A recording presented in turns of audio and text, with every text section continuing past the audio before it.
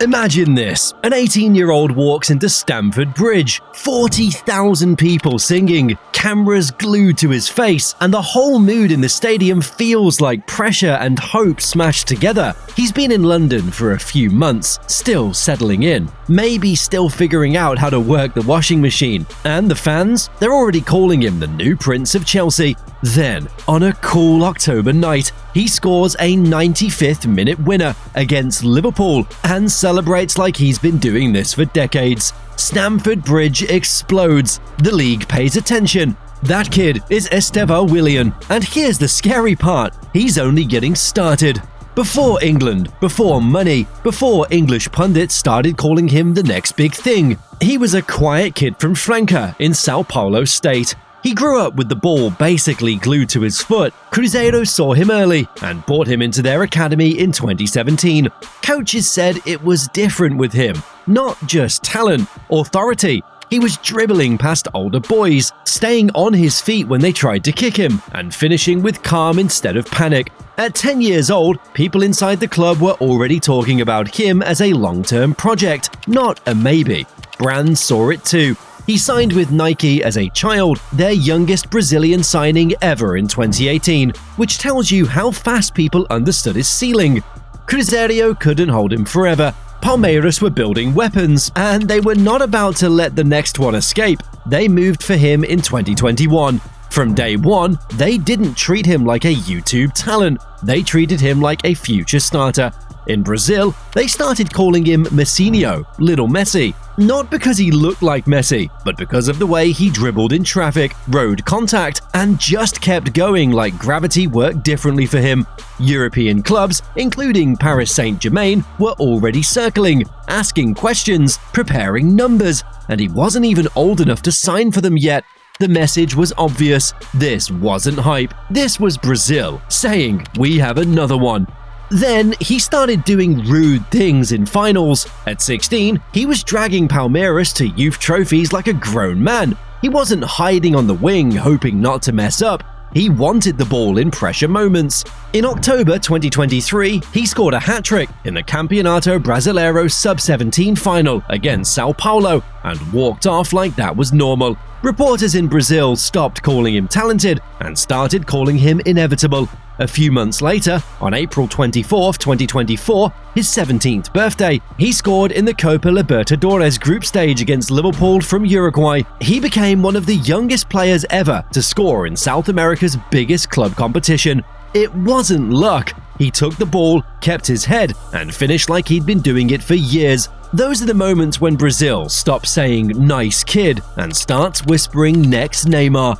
Palmeiras didn't babysit him after that. No slow rollout. No, we'll give him minutes in the next 2 years. They threw him into senior football. On December 7, 2023, at just 16, he made his professional debut for Palmeiras in Brazil's top flight against Cruzeiro. Palmeiras clinched the national title that same night. He walked on as a teenager and walked off as a champion against the very club he came from. Tell me that doesn't sound like football Netflix. The prodigy returns to the team that let him go, wins the league, and leaves the pitch holding a medal.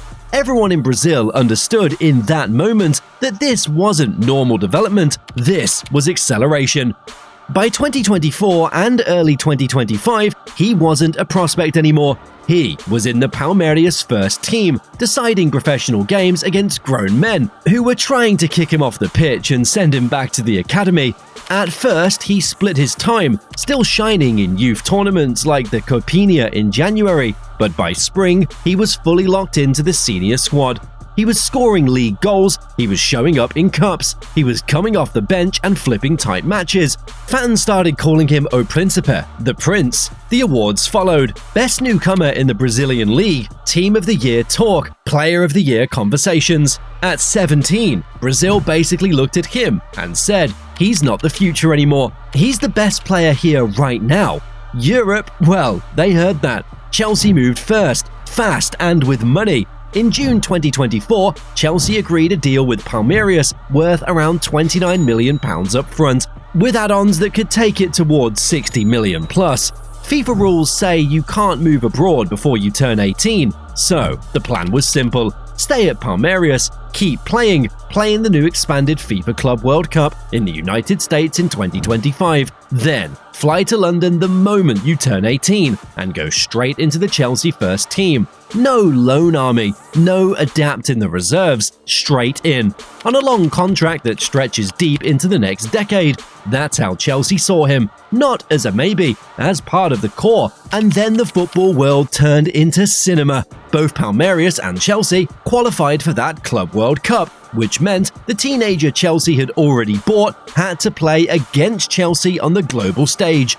Imagine doing a job interview in the morning and then trying to get your future employer knocked out in the evening. In that quarter-final, he slipped in behind Chelsea's line, ripped a ridiculous finish off the underside of the bar from almost no angle, and for a few minutes it looked like he was about to send Chelsea home by himself. Chelsea ended up winning 2-1 thanks to a late own goal, but he walked off with player of the match and tears in his eyes. The kid nearly eliminated his future club on live TV. That's not normal. That's a warning. That game told us something huge. He's not scared. He's not polite. He's not out there thinking, I'm only 17. Maybe I should respect the big boys. Chelsea defenders tried to welcome him to England the traditional way, which is code for smash him early. And he didn't care. He kept asking for the ball like, give it back, I'm not done. He went at senior internationals like it was street football. He played like the main character from the first whistle. You can't fake that kind of personality, especially on a stage like that with cameras everywhere and the world champions in front of you. And here's where the scary truth really starts to come into focus, because now people expect him to do that in the Premier League every single weekend at 18. The idea of Chelsea was simple: sign elite wonder kids before everyone else can, let them grow together and build something scary. That's the plan. So, when Estêvão finally put on a Chelsea shirt in August 2025, the expectation was not learn quietly and enjoy your 10-minute cameos. The expectation was save us. He made his Premier League debut as a substitute against Crystal Palace on August 17th. He started against West Ham 5 days later in a 5-1 win and set up an Enzo Fernandez goal. Then, on October 4th, 2025, he scored a stoppage time winner against Liverpool at Stamford Bridge. Cool finish in the 95th minute against one of the best clubs in England. The stadium lost control. After that, he scored his first Champions League goal against Ajax from the penalty spot later that month. This isn't training clips. This is production with real pressure. And there's another layer. He's already in Brazil's senior national team. He got his first cap on September 6, 2024 against Ecuador. By September 2025, he was scoring in World Cup qualifiers and friendlies. His first international goal was a bicycle kick against Chile on September 4, 2024.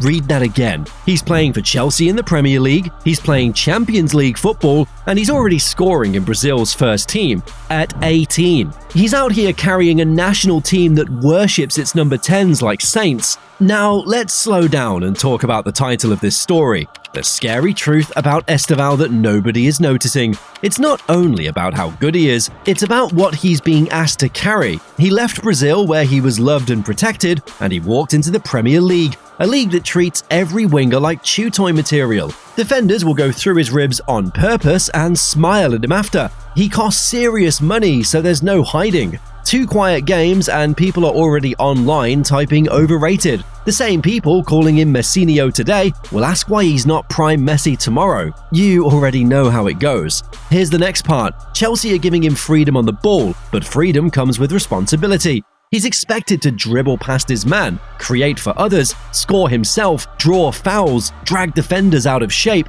and still press like a lunatic when Chelsea lose it. No pressure, right? He's already being treated like a senior match winner. It is flattering, but it also means every opponent walks in with a plan for him. Analysts study his movements. Fullbacks try to hit him early so he can't get in rhythm. Midfielders lean on him, nudge him, leave a stud on his ankle, whisper in his ear, try to get in his head. Welcome to England, kid. Watch how he acts. Even in high-pressure matches, he looks loose. He smiles. He demands the ball again after losing it. He doesn't duck the moment, he walks toward it. Palmeiras coaches talked about how mature he already was at 16. Chelsea staff have praised how fast he blended into the first team and how fearless he looked around senior players.